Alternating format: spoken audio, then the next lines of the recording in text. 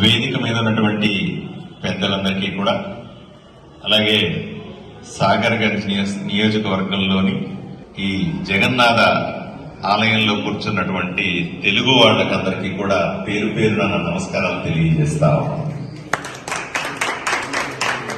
ఎన్నికల ప్రచారం కోసం నేను ఢిల్లీ వచ్చాను. నా పేరు డాక్టర్ పార్థసారథి.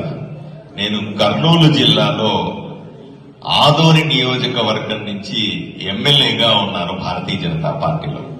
అలాగే నేషనల్ సెక్రటరీ, జాతీయ కార్యదర్శిగా ఓబీసీ మోర్చా బీజేపీలో కూడా ఉన్నాను. అలాగే మినిస్ట్రీ ఆఫ్ డిఫెన్స్ లో భారత్ ఎలక్ట్రానిక్స్ కి ఇండిపెండెంట్ డైరెక్టర్ గా కూడా పనిచేస్తా ఉన్నాను. ఈ ఢిల్లీలో ఎన్నికలు జరుగుతున్న సందర్భంలో ఆంధ్రప్రదేశ్ లో ఉన్న ఎమ్మెల్యేగా ఉన్న నన్ను ఈ ఎలక్షన్ లో పనిచేయమని ఇక్కడికి పార్టీ పంపింది. ఆ సందర్భంగా నేను మీతో కలిసే అదృష్టం వచ్చింది. నాకు 4 విషయాలు మాత్రమే చెప్తాను. మొదటిది, కేజ్రీవాల్ గారు ముఖ్యమంత్రి కాకముందు సుదీర్ఘకాలం పాటు కాంగ్రెస్ ఢిల్లీని పాలించింది. విపరీతమైన అవినీతి, అక్రమాలు, దౌర్జన్యాలు, గూండాగిరి నాశనం చేసినటువంటి ఢిల్లీని కాపాడతానని చెప్పి, అవినీతి లేకుండా రాజకీయాలు చేస్తానని చెప్పి, లంచాలు లేకుండా పరిపాలన చేస్తానని చెప్పి కేజ్రీవాల్ గారు ఆమ్ ఆద్మీ పార్టీ, సామాన్యుల పార్టీ అనే ఒక పార్టీని పెట్టి ప్రజల ముందుకొచ్చారు. ప్రజలు ఎంతో ఆశపడ్డారు. నిజంగా ఇవన్నీ లేని పరిపాలన వస్తుందేమో అని చెప్పి కాంగ్రెస్ ని బుట్టలో పడేసి కేజ్రీవాల్ కి పట్టం కట్టారు. అతిపెద్ద మెజారిటీతో, ఎవరు ఊహించని మెజారిటీతో ఆయన్ని ముఖ్యమంత్రి చేశారు. ప్రజల ఆలోచన ఏమిటి? బ్రహ్మాండమైన పరిపాలన వస్తుంది, ఢిల్లీ అంతా బాగుపడిపోతుంది, లంచాలు లేకపోతే ఇంకేముంది, ఎక్కడి నుంచి? ఎందుకంటే ఢిల్లీ అంటే మీరందరూ ఎలాగా వచ్చారో ఆంధ్రప్రదేశ్, తెలంగాణ నుంచి, అలాగే భారతదేశంలో ఉన్నటువంటి అన్ని రాష్ట్రాల నుంచి కూడా ఢిల్లీకి వచ్చి నివసించే వాళ్ళు ఉంటారు, ఇక్కడ బతుకు తెరువు చూసుకునే వాళ్ళు ఉంటారు. అలా ఊహించినటువంటి ఢిల్లీ ప్రజలకి రాగానే నిజంగానే గొప్ప పరిపాలన వస్తుందంటే అట్లా ఏమి రాలా. అవినీతి లేదన్నాడు, మళ్ళీ కొద్ది కొద్దిగా అసలు రంగు బయట పెట్టినాడు. మన దగ్గర కూడా జగన్మోహన్ రెడ్డి ముఖ్యమంత్రిగా ఓ పక్క, కేసీఆర్ ముఖ్యమంత్రిగా ఇంకో పక్క, 2 తెలుగు రాష్ట్రాల్లో ఉన్న ముఖ్యమంత్రులు ఇద్దరూ కూడా అత్యంత అవినీతి పరులు, కుంభకోణాల్లో నెంబర్ 1, 2లు. ఈయన నేరుగా పోయి వాళ్ళతో కలిసినాడు. ఆంధ్రప్రదేశ్ లో జగన్మోహన్ రెడ్డితో దగ్గర ఉన్నటువంటి ఒక ఎంపీని తీసుకున్నాడు. తెలంగాణలో కేసీఆర్ దగ్గర ఉన్నటువంటి సొంత కూతురు ఎంపీని తీసుకున్నాడు.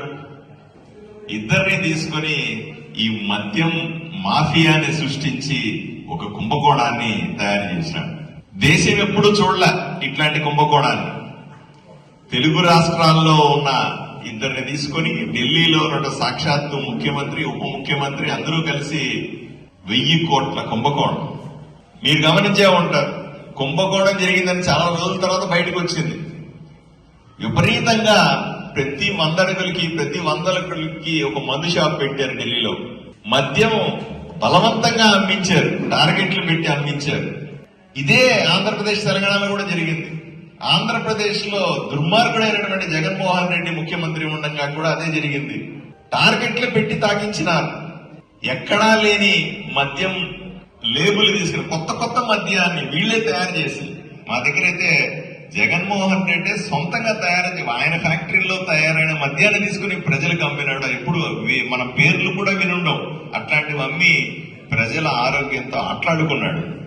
అదే ఢిల్లీలో కూడా జరిగింది. రకరకాల బ్రాండ్లు అమ్మినారు, రకరకాల కొటేషన్లు పెట్టినారు, లిక్కర్ ధర పెంచారు, ఆడుకున్నారు. ఢిల్లీ ప్రజల ఆరోగ్యంతో ఆట్లాడుకొని పెద్ద మొత్తంలో డబ్బులు చేతులు మారారు.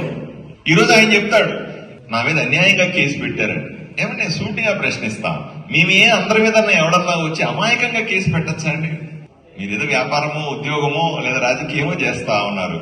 నేను కూడా రాజకీయాల్లో ఎమ్మెల్యేగా ఉన్నాను, స్టేజ్ మీద ఎమ్మెల్యేలు ఉన్నారు, ఎమ్మెల్యే స్థాయి మనుషులు ఉన్నారు. ఎవరి మీద అకారణంగా పెట్టేస్తారా? ఎలా సాధ్యమవుతుంది? నేను గత 4 ఏళ్లుగా, అంటే నేను ఇప్పుడు ఎమ్మెల్యే అయినాను, ఎమ్మెల్యే కాకముందు 2-3 ఏళ్లు రోజు టీవీలో కూర్చొని పత్రికల వాళ్ళతో కూర్చొని జగన్మోహన్ రెడ్డి చేసే దుర్మార్గం, అప్పుడు ముఖ్యమంత్రి కదా, అప్పుడు ముఖ్యమంత్రి చేసే దుర్మార్గాలు రోజు తిట్టేవాడిని, బహిరంగంగా చెప్పేవాడిని. మరి నా మీద కేసులు పెట్టలేదే? ఎట్లా పెడతారు? నేను తప్పు చేయకుండా నా మీద కేసు ఎలా సాధ్యం అవుతుంది? ఈరోజు కేజ్రీవాల్ అమాయకంగా మా ప్రజల్ని మోసం చేస్తా ఉన్నాడు, నంగనాచి మాటలు మాట్లాడుతా ఉన్నాడు. నేను అమాయకుడిని, నా మీద కేసు పెట్టారు, నా మీద కేసు పెట్టారు. ఎందుకు పెడతారండి? ఏమీ లేక ఇంత పెద్ద పెద్ద టావులు బండలు వందల పేజీల కొద్దీ కోర్టులో అఫిడవిట్లు డాక్యుమెంట్ చేశారు. కేజ్రీవాల్ ఈ విధంగా డబ్బులు తీసుకున్నాడు, ఇన్ని వందల కోట్లు తీసుకున్నాడు, ఈ రకంగా తీసుకున్నాడు, ఇక్కడ ఖర్చు పెట్టినాడు, ఈ అకౌంట్ లోకి వచ్చినాయి, పలానా మనుషులు దీన్ని హ్యాండిల్ ఇంత సాక్ష్యాధారాలతో సహా కేజ్రీవాల్ చేసినటువంటి అవినీతిని బయట పెడితే నేను అమాయకుడిని ఎలా చెప్పుకుంటాడు? ఆయన వచ్చింది అవినీతి లేకుండా చేస్తానని, చేసింది మాత్రం పెద్ద అవినీతి కుంభకోణం. మరి ఎలా నమ్మమంటారు? ఢిల్లీని అమ్మేస్తున్నాడు. పోనీ ఆ ఢిల్లీ అంతా కూడా ఏదైనా అభివృద్ధి జరిగిందా అంటే, ఏ కొంచెం అభివృద్ధి జరిగినా అది నరేంద్ర మోదీ గారు ఇచ్చినటువంటి కేంద్ర ప్రభుత్వ నిధులతో జరిగిన అభివృద్ధి తప్ప కేజ్రీవాల్ చేసింది ఏమీ లేదు.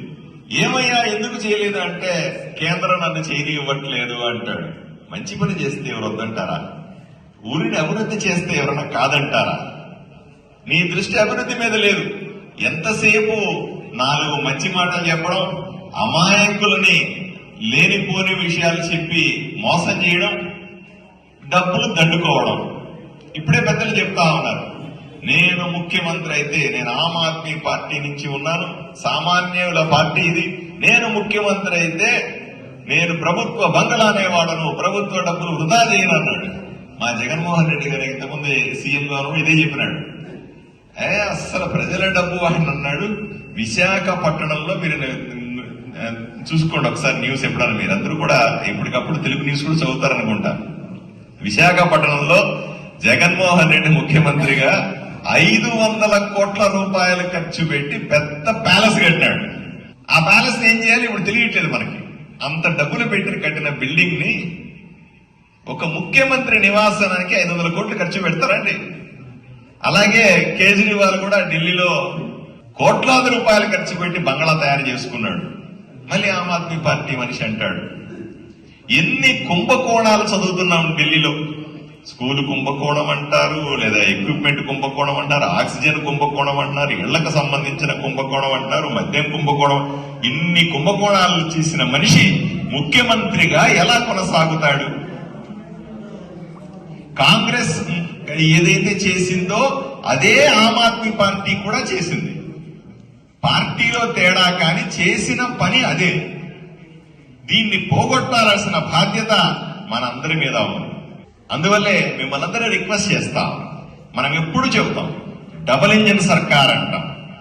కేంద్రంలో నరేంద్ర మోదీ నాయకత్వంలో ఉన్నటువంటి ప్రభుత్వం ఉండాలి, రాష్ట్రంలో కూడా నరేంద్ర మోదీ గారి నాయకత్వంలో భారతీయ జనతా పార్టీ భాగస్వాములుగా ఉన్నటువంటి కూటమి లేదా భారతీయ జనతా పార్టీ ఇక్కడ అధికారంలో ఉండాలి. ఆంధ్రప్రదేశ్ లో కూడా అదే జరిగింది. నేను ఆంధ్రప్రదేశ్ నేను ఎమ్మెల్యే గెలిచినప్పుడు, నేను గెలిచి 6 నెలలు అయింది. మేము చెప్పింది అదే, కేంద్రంలో నరేంద్ర మోదీ ఉంటారు, ఆంధ్రప్రదేశ్ లో చంద్రబాబు గారి నాయకత్వంలో కూటమిలో భారతీయ జనతా పార్టీ కలిసి ఉన్నటువంటి ప్రభుత్వం ఉంటే బ్రహ్మాండంగా అభివృద్ధి చెందుతున్నాం. 6 నెలల్లో ఎప్పుడూ చూడని అభివృద్ధిని ఆంధ్రప్రదేశ్ లో చేసి చూపిస్తా ఉన్నాం ఈరోజు. అటువంటి అభివృద్ధి జరగాలంటే నిజంగా దేశానికి తల లాంటిది ఢిల్లీ.